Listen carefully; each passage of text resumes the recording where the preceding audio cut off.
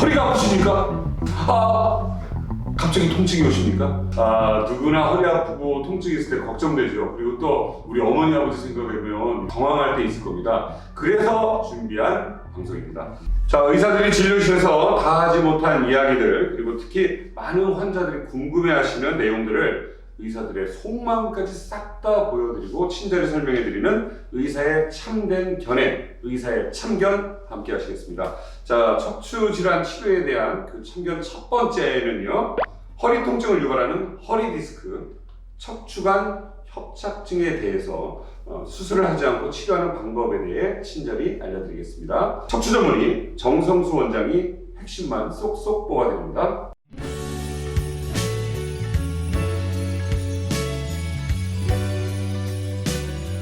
자, 허리 디스크 협착증, 이런 병들은 어떤 증상이 있고 또 일반적인 요통하고 어떻게 구분할 수 있나요? 일반 요통은 허리 통증이 주로 나타나고요. 네. 엉치까지 뻐근한 통증이 나타날 수 있는데, 네. 허리 디스크와 협착증은 허리 통증만 있는 것이 아니라 허리에 있는 신경이 눌리기 때문에 네. 다리가 저린 증상이 주로 나타납니다. 다리 이렇게 막 찌릿찌릿하고 저리고 하고. 보통 허리만 아프다 그러는데 협착증이다, 디스크다 이런 진단들을 많이 받으시는데, 실제로는 그런 요통은 일반 요통이고, 네. 협착증이나 디스크는 다리가 저립니다. 예. 아니, 혹시 막 허리에 통증 말고 이렇게 약간 뭐 열나고 막 이런 증상이 있을 수도 있나요? 그거는 일반 요통이 아니라 네. 허리에 감염이 됐다거나 안 좋은 병이 생겼거나 이제 그런 경우를 얘기하기 때문에, 네. 그런 다른 증상들이 같이 동반된 요통은 우리가 좀 자세히 들여다봐야 합니다.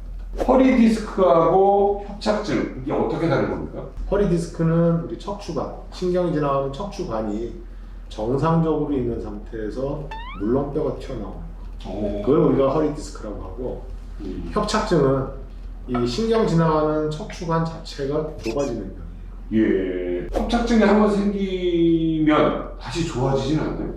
협착증은 이게 퇴행성 변화를 해서 뼈가 커지고 네. 인대가 두터워지고 그래서 생기는 병이기 때문에 협착증은 일단 생기면 좋아지지는 않아요. 그런데 허리 디스크는 이게 말랑말랑한 물렁뼈가 튀어나오는 거기 때문에 시간이 지나면 튀어나온 물렁뼈가 다시 크기가 줄어들면서 호전되는 경우도 있습니다. 협착증은 갑자기 어느 날 하고 안 좋아질 수 있는 거예요? 아니면 그거는 허리 디스크고요. 네. 허리 디스크는 어느 날 갑자기 하고 안 좋아지는 병이고, 협착증은 서서히 나빠지는 병이에요. 그런데 이제 그런 협착증 있는 분들도 네. 기본적으로 퇴행성 변화가 같이 있기 때문에 네. 디스크가 갑자기 탈출되는 경우도 있어서, 그런 경우에는 굉장히 극심한 통증이 나타납니다. 그 원장님 혹시 허리 이렇게 통증이나 허리가 아팠을 때 이거 좀 많은 퍼센트는 약물로 치료가 가능하다는 말씀을 하셨다는데 사실입니까? 뭐 유튜브 방송에서 네. 제가 그동안 쭉 진료해왔던 통계를 생각해보고 네. 한 97%는 약으로 치료할 수 있을 것 같다 라고 제가 이제 말씀을 드린 적이 있었는데, 네. 그것 때문에 갑자기 제 대명사처럼 됐어요. 97%가. 그런데 제가 이제 한 20몇 년간 서울에서 근무하면서 네. 진료했던 환자들을 보니까 네. 한 외래 환자가 한 20만 명 되고요. 그중에 한 6천 명을 제가 수술을 했더라고요. 그러면 정확하게 3%가 수술을 한 거예요. 네. 근데 사실 따져보니까 이 20만 명 중에는 수술하고 온 사람도 있고, 그렇죠. 한번 왔던 사람이 또 반복해서 왔던 사람도 있고, 그래서 그런 부분을 중복한 거를 빼고 새로 오신 환자분들 수로 계산을 해보니까 한 10% 정도 수술이더라고요. 그래요. 네. 그렇다면 그 말씀은 약물 치료로 가능하다라는 거를 반증하는 겁니다. 그렇죠. 약물 치료로 가능하다라는 게 한 90%의 환자에서는 가능했었다. 사실 수술이 무섭잖아요. 그래서 사실은 제가 가능한 이제 네. 환자들한테 그런 공포도 있고, 네. 약물 치료를 했을 때 생각보다 꽤 호전되는 경우가 있었기 때문에 약물 치료나 이 주사 치료, 네. 이런 보존 치료를 좀 많이 시도했던 편이고요. 그 원장님께서도 제가 오래전 아프다 했을 때 운동해라, 운동 처방을 보내주신 적이 있거든요. 그래서 저는 당장 이거 수술하면 좀 좋아질 것 같은데 했었는데, 그 운동 치료 역시 보존 치료에 그렇죠. 네. 운동 치료도, 운동이라고 하는 것도 이제 우리가 몸의 근육이 약하다든지 이럴 때 허리가 더 통증이 있을 수가 있는 경우가 있기 때문에, 네. 그런 경우에 이제 운동을 하면서 근육이 좋아지니까 이 허리가 튼튼해지는 점도 있고, 두 번째는 운동이라는 것 자체가 네. 약간 통증을 감소시키는 효과가 있어요. 네, 그래서 우리가 운동을 하면 네. 통증이 좋아지는 경향이 확실하게 있습니다. 그러면 운동 처방은 어떤 사람들에게 해주시고 어떤 사람들이 운동을 하면 척추 건강이 좀 좋아질 수 있다? 예, 그러니까 이 급성 통증이 있는 허리 디스크 환자들, 네. 이런 환자들은 사실 퇴행성 변화 때문에 물렁뼈가 약해져서 밀고 나와서 신경을 누르는 거 아니에요. 네. 그러다 보니까 운동을 많이 하면 디스크 내 압력이 올라가거든요. 그러면 절대로 이제 운동하면 안 돼요. 네. 잘못 알고 계시는 분들이 이거 운동해서 치료하는 거다 그래가지고 운동 많이 하다가 건너갖고 오시는 분들도 종종 있습니다. 그럴 때는 꼭 의사와 상담 후 전문적인 운동 처방을 받는 게 좋겠네요. 그렇죠. 운동이 도움이 되는 환자들은 네. 일반 요통 중에 만성적인 요통이 있는 분들, 네. 특히 이제 우리가 혹시라도 MRI 찍어봤더니 근육의 크기가 줄어들고 네. 이런 분들, 그런 분들 확실히 운동하면 좀 도움이 많이 됩니다. 그러면 민주화 운동은 도움이 됩니까? 어떡하지, 뭔 소리예요? 죄송합니다. 요즘 들어서 이제 하도 방송에서 많은 의사분들이 코어에 대한 얘기를 많이 하시거든요. 그렇죠. 이 허리가 아픈데 코어랑 무슨 상관이 있느냐? 우리가 생각할 때 이 텐트를 이제 치는 걸 생각해보면요. 가운데 가느다란 폴대가 있죠. 네. 그리고 양옆에 뭐가 있습니까?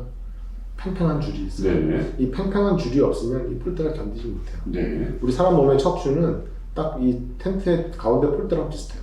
그거를 양옆에 근육들이 쭉 붙어 있는 건데 옆에 버텨주는 근육이 뭐냐면 바로 우리가 한꺼번에 묶어서 말하는 코어 근육이에요. 복근, 허리 근육 이런 근육들. 그래서 네. 그런 코어를 단련시켜주는 운동이 코어 운동이기 때문에 네. 코어 운동은 확실히 허리 통증에 도움이 됩니다. 뭐 우리 흔히들 알고 있죠. 스쿼트라는 거, 플랭크, 네. 브릿지 이런 운동들이 이제 대표적인 코어 운동이고요.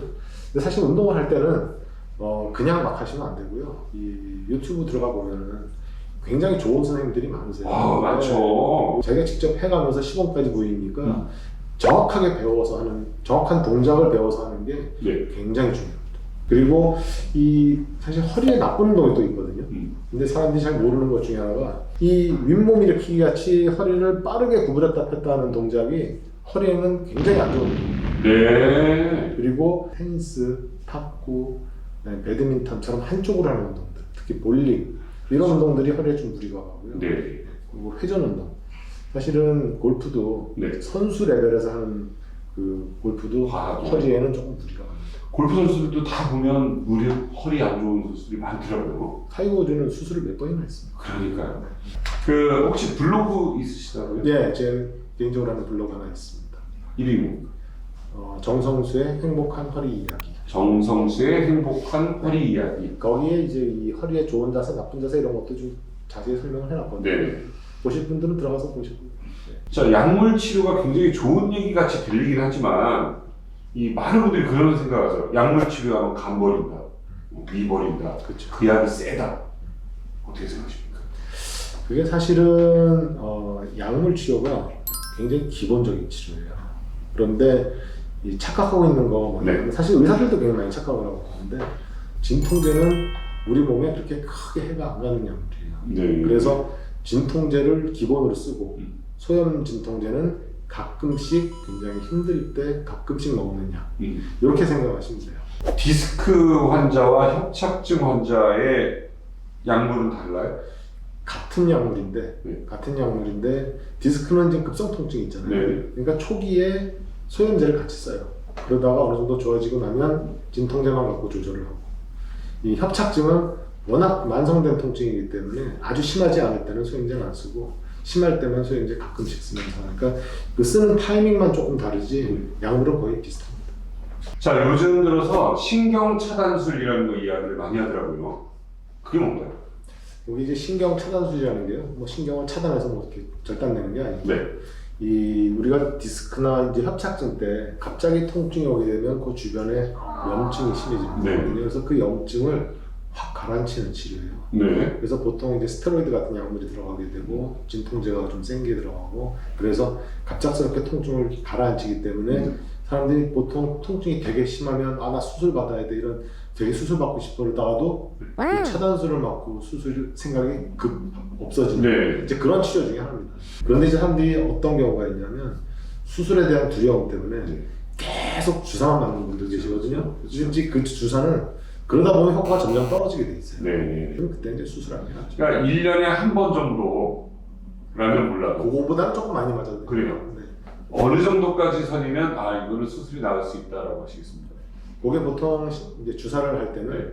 한 번에 하나 다 하는 게 아니라 네. 한 2번에서 3번 정도 이렇게 주사를 하거든요. 네. 그거를 한 번 맞는 거를 한 1년에 4번 정도까지는 그래도 괜찮다. 우리가 이렇게 판단합니다. 자, 지금까지는 그래도 뭐 약물 치료라든가 아니면 뭐 주사요법을 통해서 이렇게 치료하는 방법들 이야기해 주셨는데, 자, 그렇다면 수술은 어떤 케이스에 하게 됩니까? 통증이 보존적인 치료, 아까 얘기했던 그런 보존적인 치료로 조절이 안 된다. 네.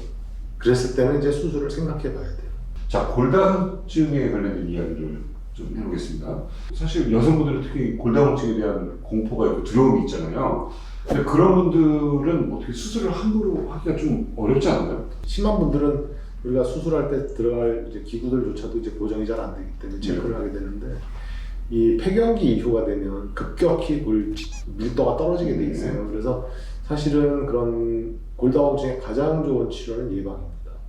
젊은 시절부터 칼슘, 비타민 D 이런 계통을 충분히 보충을 해야 되고요. 네. 심지어는 최근에는 젊은 여성분들도 그 다이어트 한다고 맞아요. 네, 식사를 잘 안 하다 보니까 골다공증 굉장히 많아요. 그러게요. 네, 그리고 저는 정말 놀란 게 네. 건장한 남자인데 좀 이상하게 척추가 부러져가지고 혹시나 하고 검사해봤더니 골다공증 심한 분들이 계세요. 자, 끝으로 허리 건강을 위해서 이런 거 좀 주의하시고 이렇게 하셔라 좀 조언 주신다면요? 저는 제일 말씀드리고 싶은 게 제발 의사의 권고를 좀 따라줬으면 좋겠다. 만약에 아프지 않고 그냥 일상생활 하시는 분들은 허리에 나쁜 동작 피하고 좋은 자세 유지하고 네. 운동 열심히 하고 그거밖에 없죠. 근데 하여튼 병원에 오신 분들은 제발 의사 말 좀 잘 따라줬으면 좋겠다 생각이 드는 게 네. 의사 말 들어서 손해볼 거는 별로 없는 것 같아요. 자, 오늘 말씀 감사합니다. 여기 이거 한번 해주세요. 자, 빵그릇 쓰세요. 마지막에 하나. 부인께서 조남이 박미선 씨라고요? 아닌데요? 뭐야? 이거만 닮았다고 이거 내보내. 이거만 닮았다고 놀리는 거야 지금.